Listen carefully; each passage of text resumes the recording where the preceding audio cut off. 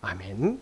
오늘도 말씀과 기도로 목요일 하루를 시작하는 우리 모든 성도들 가운데 하나님의 놀라운 은혜가 언제나 함께하여 주시기를 주님의 이름으로 간절히 축원드립니다. 오늘 통독할 말씀은 요한복음 1장 29절에서 2장 12절까지 말씀입니다. 오늘 통독할 말씀의 주요 내용은 예수님이 세례 요한에게 세례 받으신 사건과 처음 5 제자 요한, 안드레, 베드로, 빌립, 나다나엘을 부르시는 내용, 그리고 가나에서 첫 번째 표적을 나타내신 사건을 담고 있습니다. 먼저 요한복음 1장 29절에서 34절까지 말씀에서는 메시아 예수님에 대한 세례 요한의 공개적 증언 선포를 보도하고 있습니다. 즉 여기서 세례 요한은 예수께서 자기에게 다가오는 것을 보고 세상 죄를 지고 가는 하나님의 어린 양이라고 선언함으로써 예수님을 세상의 구속주로 공개적으로 선포한 것입니다.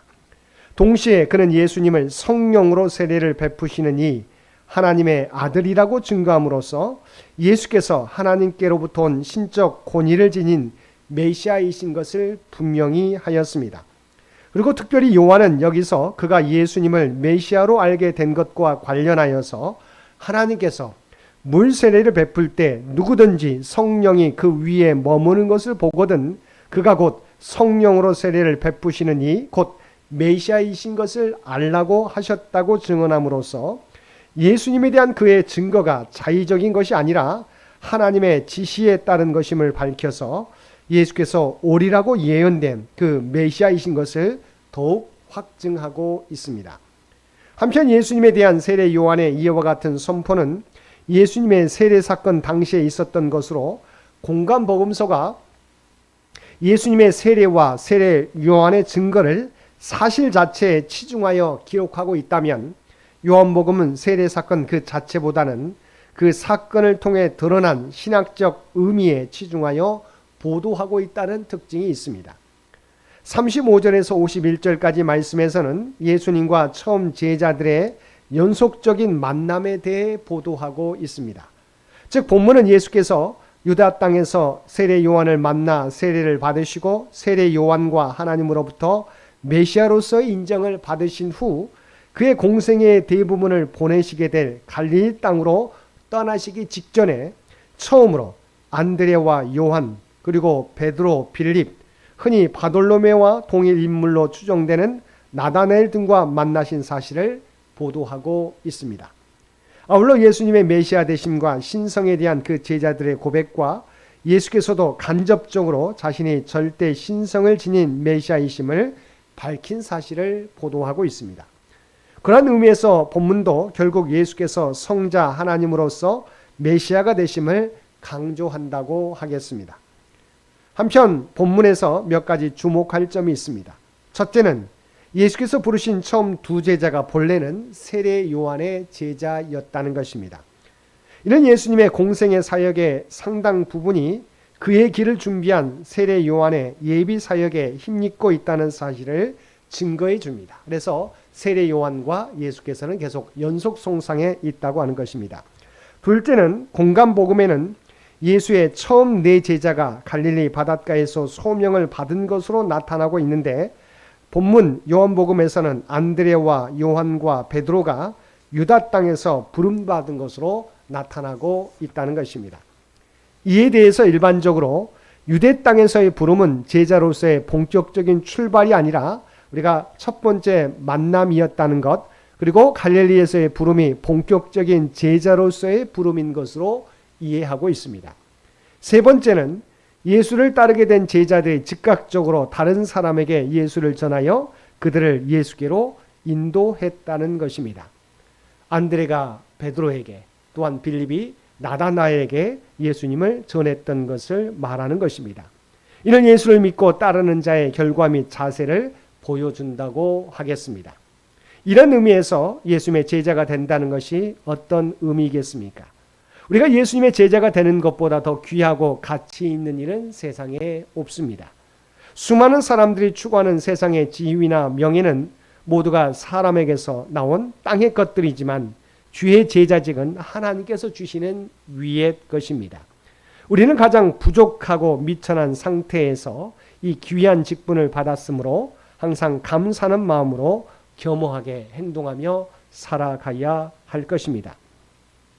우리가 그리스도의 제자임을 날마다 자랑스럽게 생각하며 이 땅에 그리스도의 복음과 그리스도를 전하는 데 힘쓰며 살아가는 저와 여러분들 되시기 바랍니다. 2장 1절에서 12절까지 말씀에서는 예수님의 신성을 입증하기 위해서 요한복음의 저자 요한이 제시한 7대 표적 중 첫 번째 표적인 물로 포도주를 만드신 가나의 혼인잔치의 이적에 대해서 보도하고 있습니다.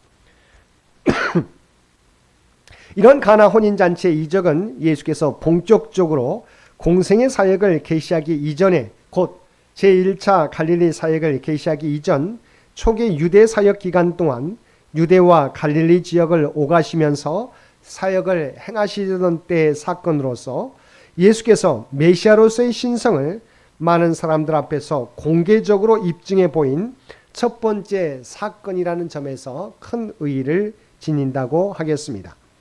실로 예수께서 물로 포도주를 만드신 이 이적은 그가 자연 만물을 당신의 뜻대로 지배하실 수 있는 신적 능력을 소유하신 분임을 분명하게 증거해 주는 것입니다.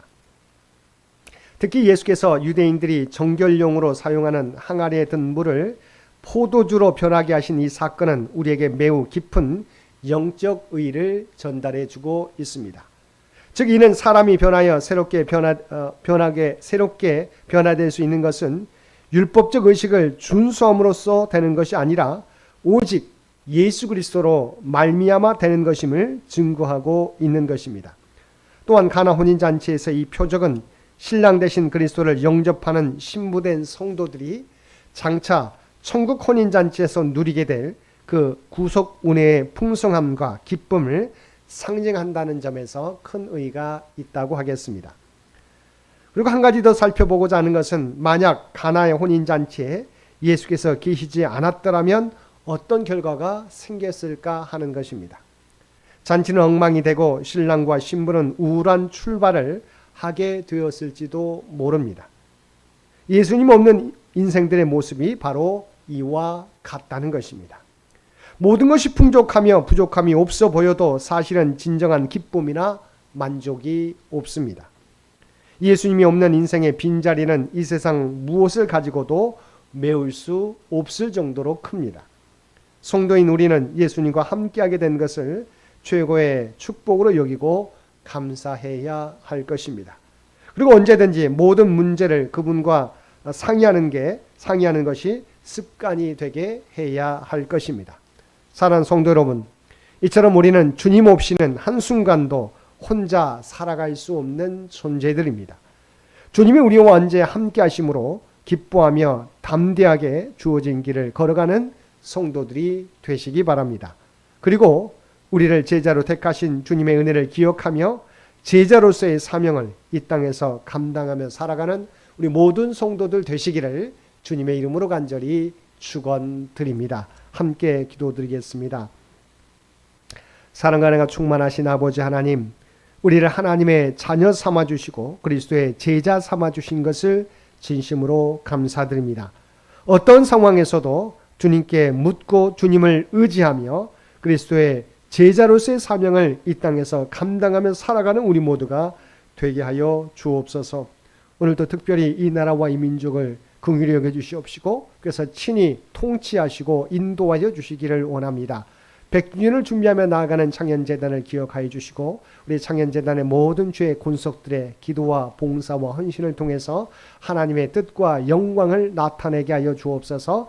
우리 창현교회를 향한 하나님의 계획을 하나하나 이루어가는 창현재단이 되게 하여 주옵소서. 특별히 간구와 업기는 이세중 원로 장로님과 연로하신 또한 연약함 가운데 있는 권사님들 많은 성도들을 기억하여 주시기 원합니다. 오직 주님께 맡기며 기도하게 될 때에 아버지 장로님과 권사님과 모든 성도들을 힘들게 하는 모든 질병이 제거되고 떠나가게 하여 주시옵소서. 생명의 기운이 장로님과 권사님과 모든 성도들을 감사할 수 있도록 그래서 크신 은총 더하여 주시옵소서.